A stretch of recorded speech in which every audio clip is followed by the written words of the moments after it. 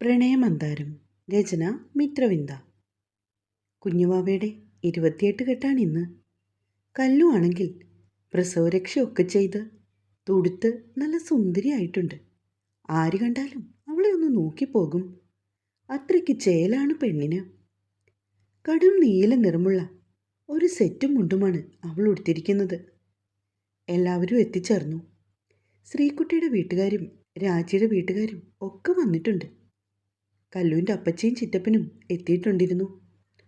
അച്ചമ്മ വിളിച്ചു പറഞ്ഞതിന് പ്രകാരം അവർ കുഞ്ഞിന് ഒരു മാലയും ഒരു ജോഡി കമ്മലും ഒക്കെ മേടിച്ചാണ് വന്നിരിക്കുന്നത്. അങ്ങനെ ചടങ്ങുകളൊക്കെ ആരംഭിച്ചു.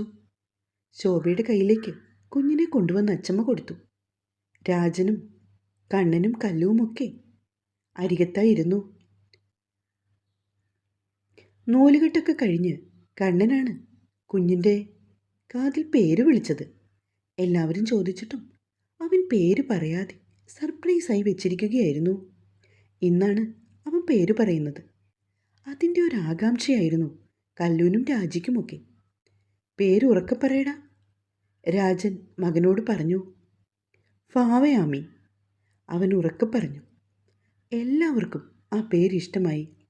കല്ലു, എന്താ ഏട്ടാ, പേര് കൊള്ളാമോടി, സൂപ്പറാണ്. ഏട്ടൻ എന്താണ് എന്നോട് പറയാതിരുന്നത്? എല്ലാവരെയും ഒന്ന് ഞെട്ടിക്കാമെന്ന് കരുതി. അവൻ അവളെ നോക്കി കണ്ണിറുക്കി. ശ്രീകുട്ടിയാണെങ്കിൽ കുഞ്ഞിനെ വന്ന് മേടിച്ചുകൊണ്ട് സുനീഷിൻ്റെ അടുത്തേക്ക് പോയി. സദ്യയായിരുന്നു വന്നവർക്കൊക്കെ കഴിക്കാനൊരുക്കിയത്. കല്ലു തൻ്റെ അപ്പച്ചിയോടൊക്കെ വിശേഷം പറഞ്ഞിരിക്കുകയാണ്. അച്ചമ്മയെന്ന് കൊണ്ടുപോയിക്കോട്ടെ എന്ന് ഉഷ ചോദിച്ചു. കുറച്ചുകൂടെ കഴിയട്ടെ അപ്പച്ചി, അവിടെ വന്നാലും അപ്പച്ചി പോയി കഴിഞ്ഞാൽ അച്ചമ്മ തനിച്ചല്ലേ ഉള്ളൂ, അവൾ പറഞ്ഞു. അല്ലേലും ഞാനിപ്പോൾ വരുന്നില്ലടി, കുഞ്ഞിനെ കാണാതെ എനിക്ക് പറ്റത്തില്ല, അച്ചമ്മ മകളോടായി പറഞ്ഞു. ആ അമ്മയപ്പോൾ വരുന്ന ലക്ഷണമില്ല. ഉഷ കല്ലുവിനെ നോക്കി ഒന്ന് പുഞ്ചിരിച്ചു. അച്ചമ്മ ഇവിടെ നിന്നോ, ഒരിടത്തേക്കും പോകണ്ട അല്ലേ കല്ലു? അവിടേക്ക് വന്ന ശോഭയും അത് പറഞ്ഞുകൊണ്ട് കല്ലുവിൻ്റെ ഒപ്പം ബെഡിലിരുന്നു. അപ്പോഴേക്കും കുഞ്ഞുമാവ കരയാൻ തുടങ്ങി. ശ്രീകുട്ടി കുഞ്ഞിനെ കൊണ്ടുവന്ന് കല്ലുവിൻ്റെ കയ്യിൽ കൊടുത്തു. അങ്ങനെ ആഘോഷങ്ങളൊക്കെ ആയിട്ട് ആ ദിവസവും കടന്നുപോയി.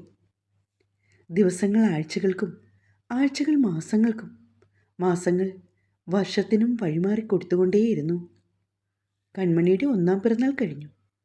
വലിയ ആർഭാടത്തിലൊന്നും അല്ലെങ്കിലും കണ്ണൻ തനിക്ക് പറ്റുന്ന രീതിയിൽ കുഞ്ഞിൻ്റെ പിറന്നാൾ ആഘോഷിച്ചു. കണ്ണനാണെങ്കിൽ ഇപ്പോൾ ടിപ്പർ ഓടിക്കാൻ പോകുകയാണ്. ഓട്ടോ ഉള്ളപ്പോൾ പൈസയ്ക്ക് ബുദ്ധിമുട്ടൊന്നുമില്ല. എന്നാലും അച്ഛൻ്റെ മരുന്നും വീട്ടിലെ ചിലവുമൊക്കെയായി ഇടയ്ക്കൊക്കെ അവൻ വളരെ കഷ്ടപ്പെടാറുണ്ട്. അവൻ്റെ അവസ്ഥയൊക്കെ കല്ലുവിനറിയാം.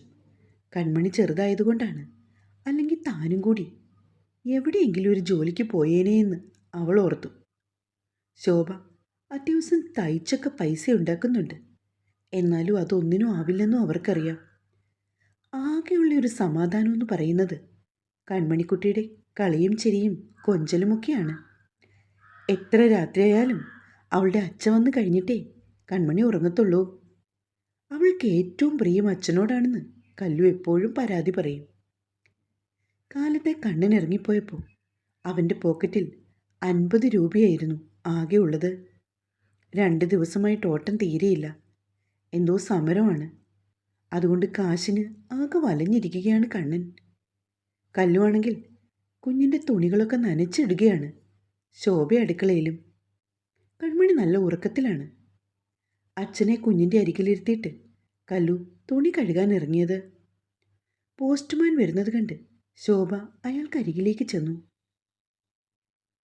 മോളെ കല്ലു, ഇതെന്താണെന്ന് നോക്കിയേ. അവർ കല്ലുവിനെ ഉറക്കെ വിളിച്ചു. അവൾ അമ്മയുടെ അടുത്തേക്ക് വന്നു. അമ്മേ, എനിക്ക് ജോലി കിട്ടി, അവരെ കെട്ടിപ്പിടിച്ചുകൊണ്ട് കല്ലു പറഞ്ഞു. എൻ്റെ ഗുരുവായൂരപ്പ, നീ ഞങ്ങളുടെ പ്രാർത്ഥന കേട്ടല്ലോ. ശോഭ കരഞ്ഞു. കല്ലു വേഗം തന്നെ എല്ലാവരോടും തനിക്ക് ജോലി കിട്ടിയ വിവരം വിളിച്ചു പറഞ്ഞു. കണ്ണേട്ടാ, വേഗം വരുമോ? 2 ദിവസമായിട്ട് ഓട്ടോ ഇല്ലാഞ്ഞതല്ലേ, ഇന്നൊരു ഓട്ടം കിട്ടി കല്ലു.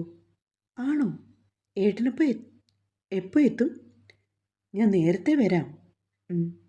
കൺമണി എന്തേ, ഉറങ്ങുവാ? അപ്പോഴേക്കും രാജമ്മ അവളോട് ഫോൺ മേടിച്ചു.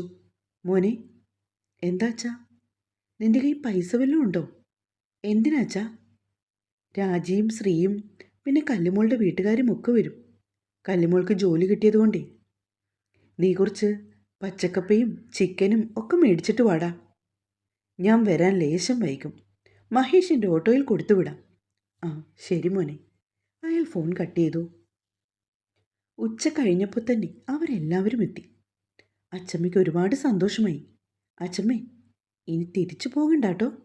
കല്ലു ജോലിക്ക് പോകുമ്പോൾ എനിക്ക് കൂട്ടായിട്ട് ഇവിടെ നിന്നു. ശോഭയാണെങ്കിൽ അവരെ കണ്ട മാത്രയിൽ അതാണ് പറഞ്ഞത്. ഇനി ഞാൻ പോകുന്നില്ല, എൻ്റെ കൺമണിക്കുട്ടിയുടെ കൂടെ നിന്നോളാം. അവർ കല്ലുവിൻ്റെ കയ്യിൽ നിന്നും കുഞ്ഞിനെ മേടിച്ചു.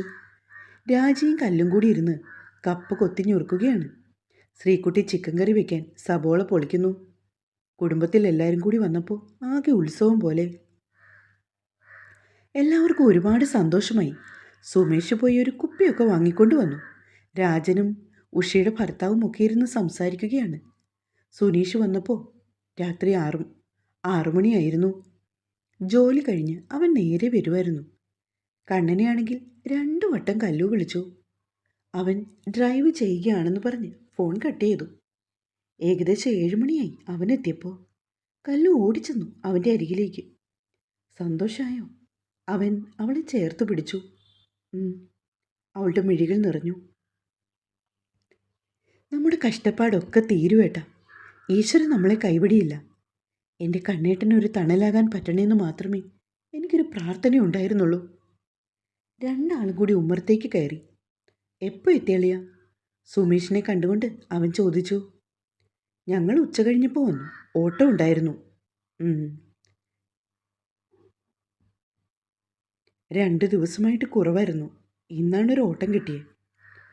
ഉഷയും ഭർത്താവുമൊക്കെ പോകാൻ തുടങ്ങുകയാണ്. ഇന്ന് പോവേണ്ടെന്ന് പറഞ്ഞ് എല്ലാവരും അവരെ പിടിച്ചു നിർത്തി. സുനീഷ് ആരെയോ ഫോൺ ചെയ്യുകയാണ്. കണ്ണനെ കണ്ടതും അവൻ ഇറങ്ങി വന്നു. കുഞ്ഞിനെയും എടുത്തിട്ട് അച്ചമ്മ കണ്ണൻ്റെ അടുത്തേക്കും. അച്ചമ്മേ, സുഖാണോ? സുഖം മോനെ. അവർ ചിരിച്ചു. കണ്ണനെ കണ്ടതും കൺമണി അവൻ്റെ കയ്യിലേക്ക് ചാടി വന്നു. അച്ചയുടെ പൊന്നെ. അവൻ കുഞ്ഞിൻ്റെ കവളിൽ ഉമ്മ വെച്ചു. കണ്ണനപ്പോൾ പോക്കറ്റിൽ നിന്നും ഒരു കവറെടുത്ത് കുഞ്ഞിൻ്റെ കയ്യിൽ കൊടുത്തു. ഇതെന്താ മോനെ? രാജൻ ചോദിച്ചു. തുറന്നു നോക്ക്, അവൻ പറഞ്ഞപ്പോൾ കല്ലു അത് പൊട്ടിച്ചു. വായിച്ചു നോക്കിയതും കല്ലു തുള്ളിച്ചാടി. എല്ലാവരും നിൽക്കുന്നത് പോലും മറന്ന് അവൾ കണ്ണനെ കെട്ടിപ്പിടിച്ചു. എന്താണെന്നറിയാൻ എല്ലാ മുഖത്തും ആകാംക്ഷ. അമ്മേ, അച്ഛ കണ്ണേട്ടനും ജോലി കിട്ടി, അവൾ പറഞ്ഞു. ശ്രീക്കുട്ടി വേഗം അത് മേടിച്ചു വായിച്ചു. ഇരട്ടി മധുരമായിരുന്നു അന്നവിടെ. കല്ലു കാരണമാണ് എനിക്ക് ജോലി കിട്ടിയത്. ഇവൾ പഠിക്കുമ്പോൾ ഞാനത് കേട്ട് പഠിക്കുമായിരുന്നു. പിന്നെ ഇവൾക്ക് പരീക്ഷ ഇടുമ്പോഴും ചോദ്യം ചോദിക്കുമ്പോഴും ഒക്കെ ഞാനും കൂടുതൽ കൂടുതൽ പഠിച്ചു. അങ്ങനെ ആരും അറിയാതെയാണ് ഞാൻ പോയി പരീക്ഷ എഴുതിയത്. കല്ലൂനെ അന്ന് പരീക്ഷയ്ക്ക് കൊണ്ടുപോയി വിട്ടിട്ട് ഞാൻ വേഗം എൻ്റെ പരീക്ഷ എഴുതാൻ പോയി. എൻ്റെ സെൻറ്റർ ചേർത്തലയായിരുന്നു. അതാണ് അന്ന് നിന്നെ കൂട്ടാൻ വരാൻ വൈകിയത്. അവൻ കാര്യങ്ങൾ പറഞ്ഞപ്പോൾ എല്ലാവർക്കും ഒരുപാട് സന്തോഷമായി. ശോഭ അവനെ കെട്ടിപ്പിടിച്ച് കരഞ്ഞു. രാജനും അവനെ ചേർത്ത് പിടിച്ചു. അന്ന് രാത്രിയിൽ ഒരുപാട് പുതിയ സ്വപ്നങ്ങളൊക്കെ നെയ്താണ് കല്ലുവും കണ്ണനും ഉറങ്ങിയത്. അവൻ്റെ നെഞ്ചിൽ പറ്റിച്ചേർന്ന് കിടക്കുകയാണ് കല്ലു. അവൻ തൻ്റെ ഇടം കൈ കൊണ്ട് അവളെ ചേർത്ത് പിടിച്ചിട്ടുണ്ട്. വലം കൈയാൽ അവൻ തൻ്റെ നെഞ്ചിൽ കിടന്നുറങ്ങുന്ന കൺമണിയെയും പൊതിച്ചു പിടിഞ്ഞാണ് കിടപ്പ്. ഇന്നാണ് കല്ലും കണ്ണനും ജോലിക്കായി പോകുന്നത്. കല്ലുവാണെങ്കിൽ PG ചെയ്യാൻ ഏറെ ആഗ്രഹിച്ചതാണ്. ഇനി ജോലിക്ക് കയറിക്കഴിഞ്ഞ് കറസ്പോണ്ടൻ്റായി പഠിക്കാമെന്ന് തീരുമാനിച്ചിരുന്നു.